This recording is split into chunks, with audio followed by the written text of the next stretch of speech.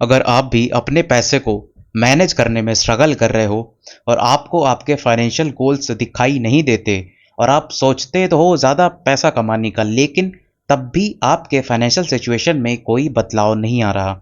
And शायद आपने सुना होगा कि पैसा सिर्फ एक टूल है, लेकिन क्या आपने ये सोचा है कि पैसा और हमारे माइंड के बीच में क्या रिलेशन है?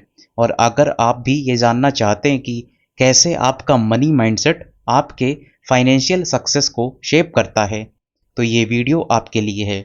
इस वीडियो में हम एक्सप्लोर करेंगे कि आपके पैसे से रिलेटेड डिसीजंस और आपके साइकोलॉजिकल बायसेस का क्या रिलेशन है और कैसे आप इन इंसाइट्स को अपने फाइनेंशियल फ्यूचर को शेप करने के लिए यूज कर सकते हैं। सो फ्रेंड्स, आज हम एक ऐसे टॉपिक पर बात करेंगे जो आपके पैसे के सफ़र को एक नया पर्सपेक्टिव दे सकता है, और वो है the psychology of money by Morgan Housel. ये बुक फाइनेंशियल सक्सेस और वेल्थ क्रिएशन के साइकोलॉजी को अच्छे से समझाती है, जो आपके फाइनेंशियल डिसीजंस और बिहेवियर को इन्फ्लुएंस करती है। तो अगर आप अपनी वेल्थ बिल्डिंग स्ट्रैटेजी को ऑप्टिमाइज करना चाहते हैं और समझना चाहते हैं कि मनी का साइकोलॉजी कैसे वर्क करता है, तो ये वीडियो ज़रूर देखें। आज हम एक्सप्लोर करेंगे की इनसाइट्स जो आपको फाइनेंशियली सक्सेसफुल बनाने में हेल्प करेंगे। तो चलिए शुरू करते हैं। पहले एक इंटरेस्टिंग स्टोरी से शुरुआत करते हैं। क्या आपने रोनाल्ड रीड के बारे में सुना है? रोनाल्ड रीड एक जैनिटर थे और जब उनकी डेथ हुई 2014 में, तब उनके पास $8 मिलियन थे। हाँ, सही सुना आपने, जैनिटर और उसके बाद भी $8 मिलियन।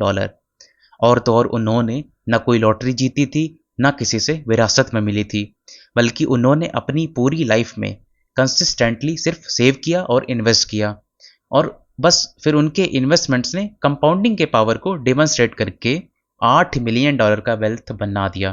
तो ये एग्जाम्पल हमें सिखाता क्या है? तो ये एग्जाम्पल हमें ये सिखाता है कि फाइनेंशियल सक्सेस सिर्फ इंटेलिजेंस से नहीं, बल्कि आपके बिहेवियर और लॉन्ग टर्म अप्रोच से मिलती है। तो चलिए अब देखते हैं मॉर्गन हाउसेल के इनसाइट्स को थोड़ा और डिटेल में 5 की टेक अवेज के साथ। तो पहला टेक अवे है द पावर ऑफ कंपाउंडिंग। तो हाउसेल बताते हैं कि कंपाउंडिंग एक ऐसा कॉन्सेप्ट है जो आपके इन्वेस्टमेंट्स को एक्सपोनेंशियली ग्रो कर सकता है। और कंपाउंडिंग का मतलब जिन्हें नहीं पता, तो कंपाउंडिंग का मतलब है आपकी इंटरेस्ट भी और इंटरेस्ट कमाने लगती है, और ये साइकिल टाइम के साथ ग्रो करती है।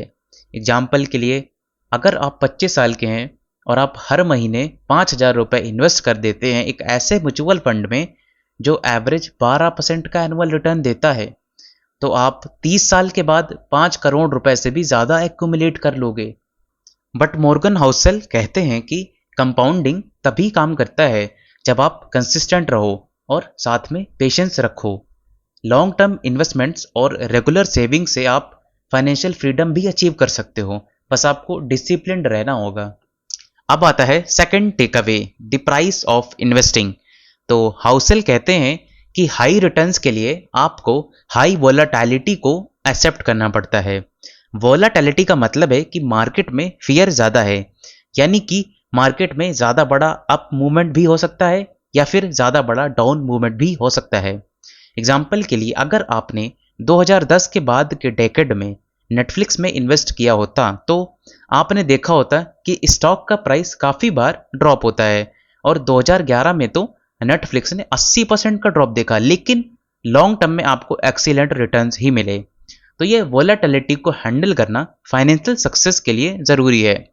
अगर आपका रिस्क टॉलरेंस कम है, तो डाइवर्सिफाइड पोर्टफोलियो रखो जिसमें स्टॉक्स, बॉन्ड्स और म्यूचुअल फंड्स सब कुछ इंक्लूडेड हो। इससे आप मार्केट के अप्स एंड डाउन्स को मैनेज कर पाओगे और लॉन्ग टर्म ग्रोथ को इंश्योर कर पाओगे। अब आता है थर्ड टेक अवे, जो कि है द ट्रैप ऑफ एनवी। तो हाउसेल बताते हैं कि सोशल कंपैरिजन हमेशा फाइनेंशियल डिससैटिस्फैक्शन को बढ़ाता है। एक एग्जांपल लेते हैं। सपोज आपके पास 50 लाख रुपए हैं और वहीं पर आपका फ्रेंड 1 करोड़ रुपए कमा रहा है, तो आपको लगता है कि आपकी वेल्थ कम है, जो आपको कांस्टेंट डिससैटिस्फैक्शन और स्ट्रेस देने लगता है। तो कैपिटलिज्म वेल्थ जनरेट करता है, लेकिन साथ में एनवी भी क्रिएट करता है।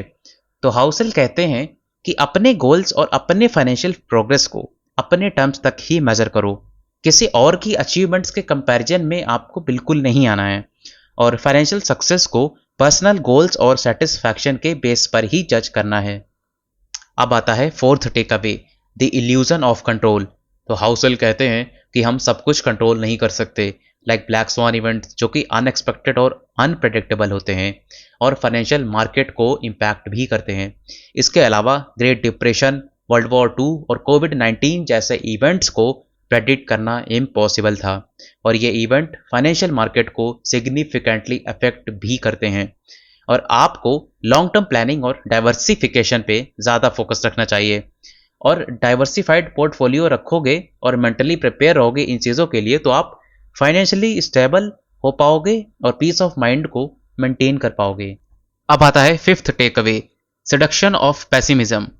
तो हाउसल बताते हैं कि पेसिमिस्टिक व्यूज हमेशा ज़्यादा अट्रैक्टिव लगते हैं क्योंकि हम लॉस और सेटबैक्स को ज़्यादा फोकस करते हैं। एग्जाम्पल के लिए, अगर आपको मार्केट क्रैश के रीजंस दिए जाएं तो आप ज़्यादा इंट्रिग्ड और कंसर्न्ड फील करोगे, लेकिन अगर आपको वहीं पर पॉजिटिव ट्रेंड्स और ग्रोथ अपॉर्चुनिटीज़ दिखाई जाएं तो आप शायद उतना इंटरेस्टेड ना हो। तो हाउसल कहते हैं कि प्रोग्रेस धीरे धीरे होता है और सेटबैक्स जल्दी जल्दी होते हैं।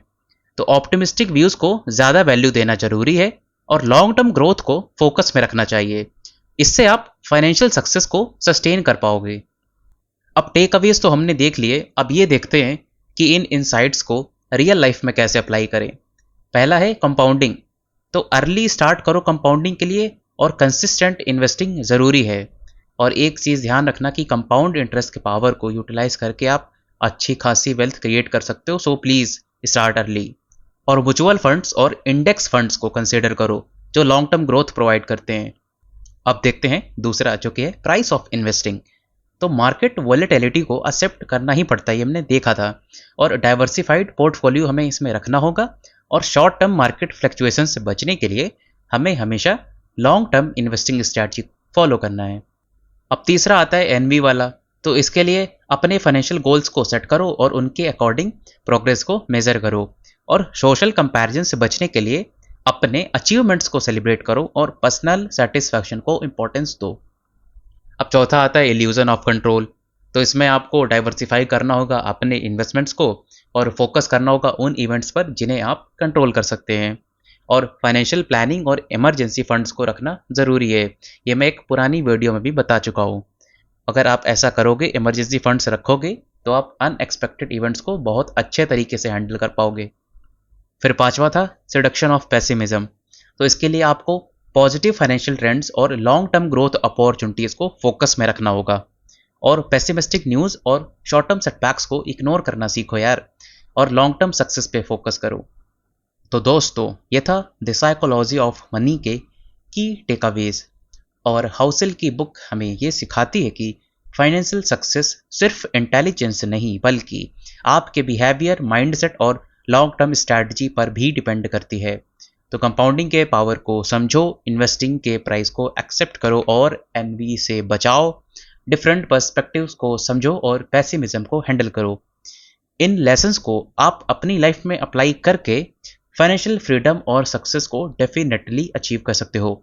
और अगर आपको ये वीडियो इन्फॉर्मेटिव लगा हो तो प्लीज़ लाइक करें, शेयर करें और मेरे चैनल को ज़रूर सब्सक्राइब करें और अपने थॉट्स और क्वेश्चंस को कमेंट में ज़रूर शेयर करें।